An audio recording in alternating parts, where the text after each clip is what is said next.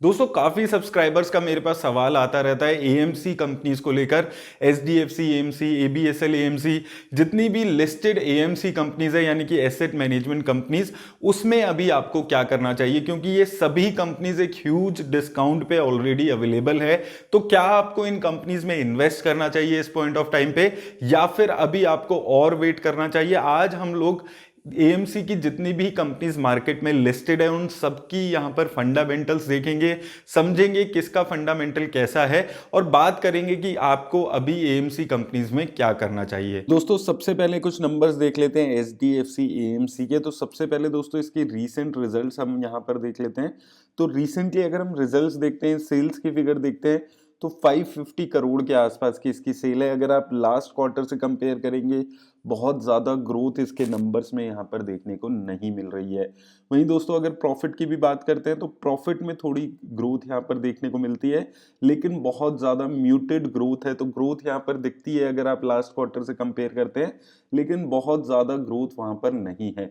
वहीं दोस्तों अगर लास्ट ईयर के सेम क्वार्टर यानी कि दिसंबर 2020 से यहाँ पर कंपेयर करते हैं, तो सेल्स में अच्छी खासी ग्रोथ है, लेकिन आप यहाँ पर देखेंगे प्रॉफिट में ग्रोथ नहीं है। प्रॉफिट लगभग सेम यहाँ पर दिख रहे हैं। उसका रीजन क्या है दोस्तों?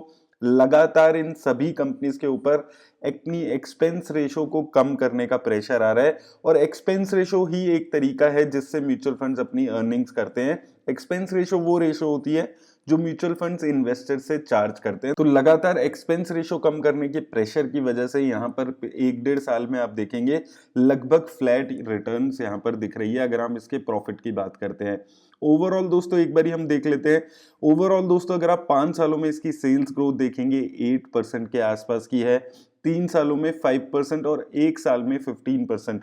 तो यहाँ पर सेल्स की ग्रोथ लगभग ना के बराबर है। बहुत ही कम सेल्स की ग्रोथ यहाँ पर देखने को मिल रही है। प्रॉफिट ग्रोथ की बात करते हैं तो प्रॉफिट ग्रोथ 5 सालों में अच्छी दिखती है, और लेकिन अगर आप रिसेंट में देखेंगे 1 साल में सिर्फ 8% की ग्रोथ यहाँ पर दिख रही है।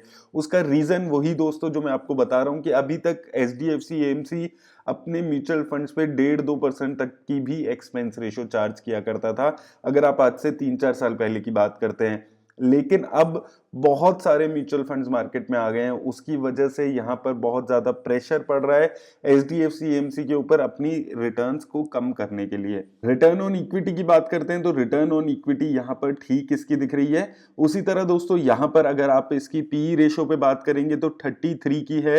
इंडस्ट्री पीई से अभी भी बहुत ज्यादा ओवर वैल्यूड इसकी पीई दिखती है। इंडस्ट्री पीई 24 की है, जो कि इसके स्टॉक के पीई से बहुत ज्यादा यहाँ पर है। वहीं दोस्तों रिटर्न ऑन कैपिटल एम्प्लॉयड की बात करते हैं, return on capital employed, return on equity, ये सब अच्छा यहाँ पर दिख रहा है क्योंकि एसेट लाइट मॉडल होता है, बहुत ज्यादा इन्वेस्टमेंट नहीं करनी होती इसको रिटर्न्स जनरेट करने के लिए। प्राइस पे बात कर लें तो दोस्तों पी रेशो अगर इसकी हम देखते हैं तो यहाँ पर सबसे पॉजिटिव बात जो यहाँ पर दिखती है वो यही दिखती है कि अगर आप पी रेशो को इसके 5 साल के मीडियन को देखेंगे 44.4 का है, और अगर आप अभी देखेंगे 33 का है, तो ऑल टाइम लो के आसपास इसका अभी पीई आप देख सकते हैं। 1 साल का देखेंगे सबसे कम पीई चल रहा है। तो पीई वाइज देखते हैं तो बहुत सस्ता अभी ये शेयर मिल रहा है। ग्रोथ वाइज देखते हैं तो बहुत ज्यादा ग्रोथ यहाँ पर देखने को नहीं मिल रही है। वहीं दोस्तों दूसरी कंपनी पे चलते हैं, एबीएसएल एएमसी। इस पे भी काफी लोगों के सवाल आते थे, बहुत सारे लोगों ने इस कंपनी को खरीदा था। जब इसका आईपीओ आया था उस टाइम पे बहुत सारे लोगों को मिला था। तो सबसे पहले इसके सेल्स के नंबर देख लेते हैं। यहाँ पर भी दोस्तों वही चीज देखने को मिल रही है। अगर आप लास्ट क्वार्टर से कंपेयर करते हैं, सेल्स लगभग सेम है।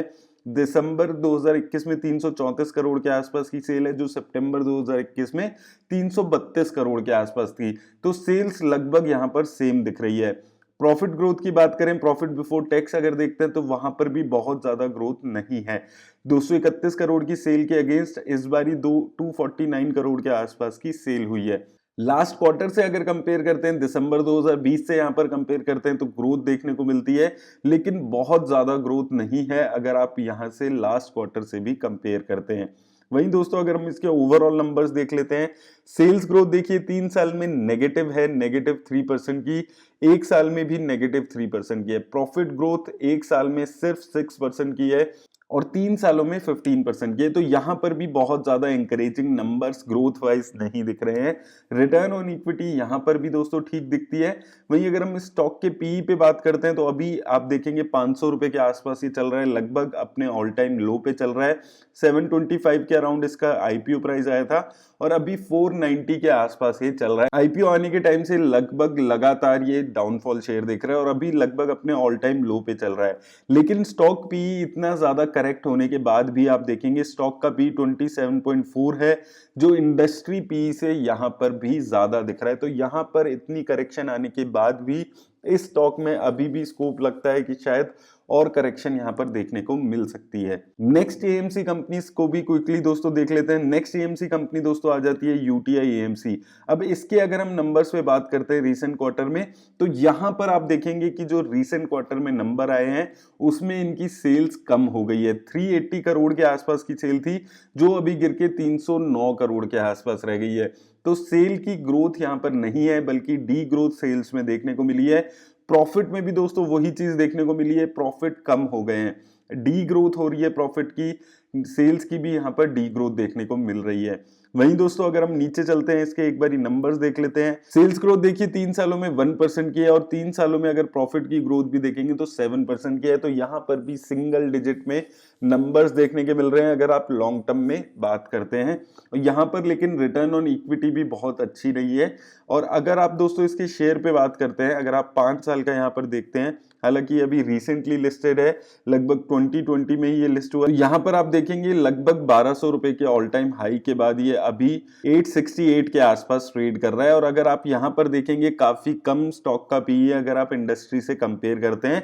उसका रीजन यहां पर यही है कि इसके जो प्रॉफिट है, इसके जो सेल्स है, उसमें डी ग्रोथ देखने को मिली है। अगर आप रिसेंट क्वार्टर में देखेंगे तो बहुत अच्छे एंकरेजिंग साइंस यहां पर नहीं देखने को मिल रहे हैं। पी रेशो की अगर हम बात कर लें तो इसकी पी रेशो भी लगभग अभी अपने ऑल टाइम लो पे चल रही है। तो यहां पर भी दोस्तों बड़ी दिक्कत देखने को मिल रही है। निपन लाइफ इंडिया एएमसी के भी नंबर्स एक बार क्विकली हम देख लेते हैं। निपन इंडिया में भी आप देखेंगे तो बहुत ज्यादा सेल्स ग्रोथ नहीं है। यहां पर देखिए सेल्स थी सितंबर 21 में 328 करोड़ के आसपास, जो अभी 339 करोड़ के आसपास है। प्रॉफिट में भी दोस्तों वही चीज यहां पर देखने को मिली है, प्रॉफिट में डी ग्रोथ देखने को मिल रही है। 174 करोड़ का प्रॉफिट इस बार हुआ है, एज अगेंस्ट लास्ट क्वार्टर में अगर आप देखते 214 करोड़ के आसपास का प्रॉफिट था। तो प्रॉफिट में डी ग्रोथ यहां पर देखने को मिल रही है, जो कि एक बहुत ही नेगेटिव बात दिखती है। नंबर्स पे बात कर लें तो यहां पर भी दोस्तों नंबर्स बहुत ज्यादा अच्छे नहीं है। 2% की सेल ग्रोथ है 5 सालों में अगर आप देखते हैं, 3 साल में नेगेटिव 6% की ग्रोथ है। प्रॉफिट ग्रोथ देखें तो 5 सालों में 11% के आसपास की ही दिखती है। तो 5 सालों में नंबर्स बहुत ज्यादा इंकरेजिंग नहीं है। रिटर्न ऑन इक्विटी भी इसका कुछ खास यहाँ पर नहीं दिख रहा है, 20% के आसपास दिख रहा है। और दोस्तों अगर आप यहाँ पर इस शेयर की बात करेंगे तो ये शेयर भी लगभग अपने ऑल टाइम लो पे चल रहा है। 296 का इसका 52 वीक लो है, जो अभी ये 308 के आसपास चल रहा है। इसका प्राइस जो है वो लगभग इंडस्ट्री पी के आसपास ही है। तो दोस्तों ये जितनी भी चारों कंपनीज हमने डिस्कस की है जो लिस्टेड है अभी एएमसी में, इन चारों कंपनीज में एक दो चीजें बहुत ज्यादा कॉमन है। पहला, ये बहुत पुरानी कंपनीज हैं और इनके जो एक्सपेंस रेशियोज हुआ करते थे वो बहुत ज्यादा थे। अब म्यूचुअल फंड इंडस्ट्रीज में बहुत सारे प्लेयर्स आ गए हैं, तो वहां पर बहुत ज्यादा प्रेशर आ रहा है इन कंपनीज पे अपनी एक्सपेंस रेशियो कम करने पे। दूसरा, ये जितनी भी कंपनीज हैं इनके म्यूचुअल फंड्स जो हैं वो बहुत अच्छे परफॉर्म नहीं कर रहे हैं। चाहे आप best large cap, mid cap, small cap, किसी भी कैटेगरी के फंड्स पे बात करते हैं तो बहुत ज्यादा इंकरेजिंग इनके म्यूचुअल फंड्स अभी परफॉर्म नहीं कर रहे हैं, जिसकी वजह से इनकी जो सेल्स है उसमें भी बहुत ज्यादा ग्रोथ देखने को नहीं मिल रही है। अब दोस्तों अगर मैं इस वीडियो को यहां पर समराइज करता हूं आप लोगों के लिए, तो यहां पे मैं आपको एक ही चीज बोलूंगा कि मुझे पूरा यकीन है कि आने वाले टाइम में म्यूचुअल फंड इंडस्ट्री इंडिया में आने वाले 10-20 सालों में अच्छा खासा ग्रो करने वाली है। लेकिन जितनी भी ये कंपनीज मार्केट में लिस्टेड है उनके साथ दिक्कत क्या है कि इनके कोई भी म्यूचुअल फंड्स बहुत ज्यादा अच्छा परफॉर्म नहीं कर रहे।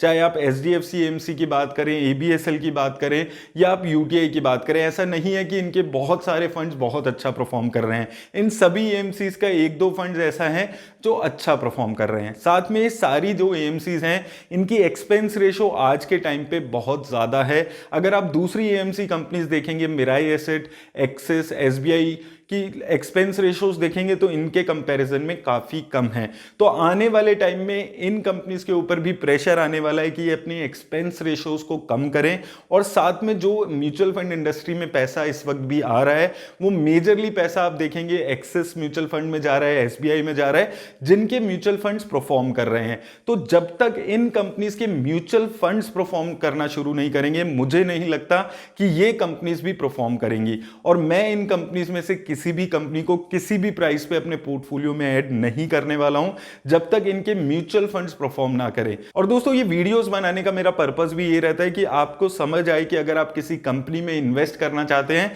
तो आपको किन फैक्टर्स पे ध्यान देने की जरूरत है। उम्मीद करता हूं इन वीडियोस से आपकी हेल्प मिल रही होगी आपको। अगर ये वीडियोस आपको अच्छी लग रही हैं तो इसे लाइक और शेयर जरूर कर दें, और अगर आप और किसी कंपनी के बारे में भी ऐसी डिटेल्ड वीडियोस चाहते हैं तो मुझे कमेंट बॉक्स में जरूर बताइएगा। धन्यवाद दोस्तों।